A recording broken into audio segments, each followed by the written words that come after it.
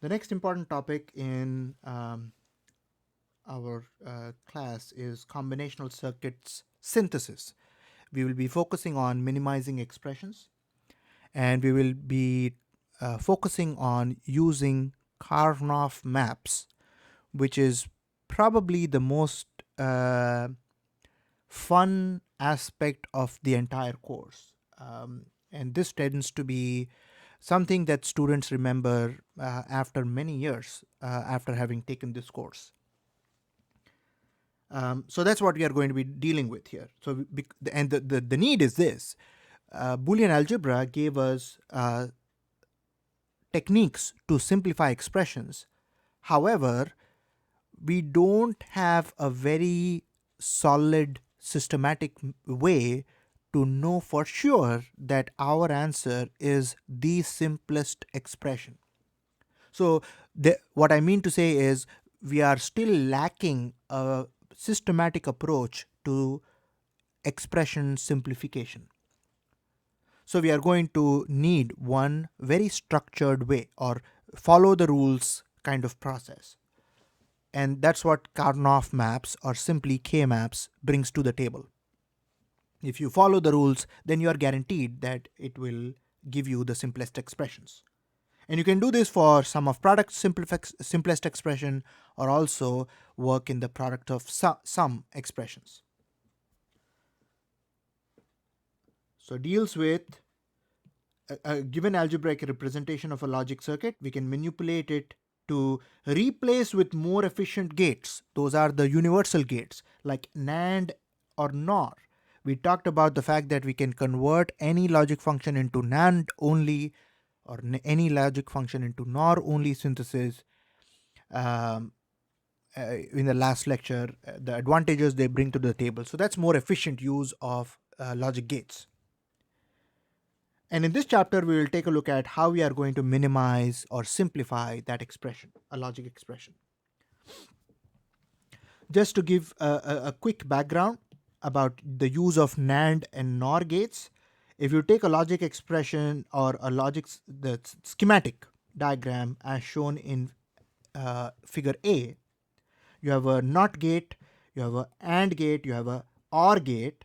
So if you wanted to convert this, so for example, to only NAND-only synthesis, you would manipulate. So for example, you would add a bubble perhaps to the output of the AND gate, and you would have to cancel it out, right? That's shown to you as that. Similarly, you would have to add two more bubbles here and then two more bubbles there. These two cancel out, double negation. This one can be represented using a NOT gate like that. This one is already a NAND gate. This one using De Morgan's law is also a NAND gate. These two, the first two cancelled out. And in fact, this one also you can represent using a NAND like that. Tie both the inputs together. So you can use these techniques to go from any logic function to NAND only, and that's one way to effectively use transistors to implement a logic function. Another way to simplify things is by using the K-maps, which we are going to focus on. Over here, we have a different circuit that we are looking at and converting things to NOR only. So for example, over here, if you wanted to convert to NOR only, you would have to add a bubble at the output there, cancel it out. Output there, cancel it out. Output there, cancel it out. So that's represented as NOR gates there for 3 of them. And then if you look at this, that is also a NOR gate there using De Morgan's law. So that's how you can convert things to NOR only synthesis. Now, the concept of minimization, where is this coming from? This is coming from a complex logic expression or an equation that we may be able to simplify and express in fewer number of terms, fewer number of literals. So we can express the same logic in a very compact manner. For example, if I roll back into my Boolean algebra discussion here, you see there was an example over here, the third example that we did.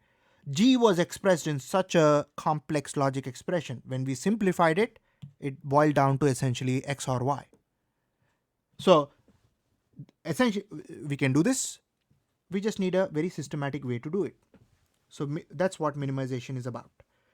This process is similar to simplifying or reducing logic expressions by combining and collecting like terms, factoring things out, duplicating terms to combine more.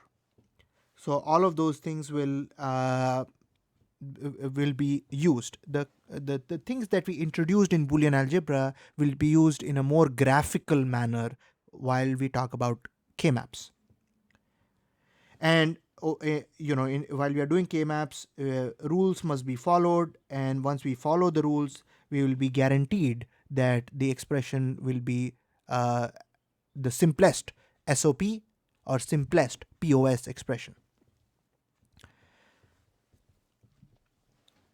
While we talk about simplifying expressions, it is good to know how do we measure complexity.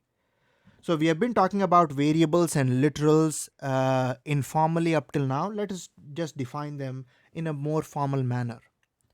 A variable is each input variable or its complement. So either in true form or complemented form that will appear in an expression. So as you can see here, there is an example where the logic expression for Z is expressed as a logic expression with inputs A, B, and C. The variables involved are A, B, and C. So we write variables as those three of them, A, B, and C. But the number of literals are a lot more. So each appearance of a variable, either in true form or in complemented form, will count as a literal. So there are 3 literals in the first product term. There are 2 literals in the second product term. There are 3 literals in the third product term. There are 2 literals in the fourth product term. So in total, there are 10 literals. Why is this important? Because this is going to control how many transistors will go into those gates. We know from previous discussion that as soon as you go from a 2-input NAND gate to a 3-input NAND gate, you add 2 transistors, one NMOS transistor and one PMOS transistor. So more inputs, more literals will correspond to more transistors. So more real estate, more circuitry. So we would want to reduce the number of literals, or maybe even reduce the number of terms. So maybe we can reduce it from 4 terms to 2 terms.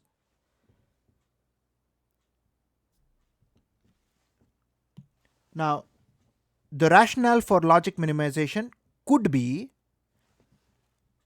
I want to reduce the number of literals. Those are essentially the inputs to those gates. From the previous example, we talked about 10 literals. I want to simplify or reduce the number of gates to 5 literals, or maybe lower, or as low as possible. So that's one rationale for logic minimization. And some people might want to do that. Others might say, I want to reduce the number of gates. How many gates are being used here? So suppose I wanted to use basic gates. How many gates are being used here? AND gate there, AND gate there, AND gate there, AND gate there, and OR gate there. Because one 4-input OR gate will do the sum of products. So there are 5 gates being used here, 5 logic gates. At least, because if you need to invert A and B and C, then you need 3 more NOT gates. So the second rationale could be reduce the number of logic gates. By reducing that, you do a logic minimization or reduce the complexity. The third rationale could be reduce the number of levels of gates. What does levels of gates mean? We talked about level 1 and level 2, right? So when we did this, uh, let me pull that back here.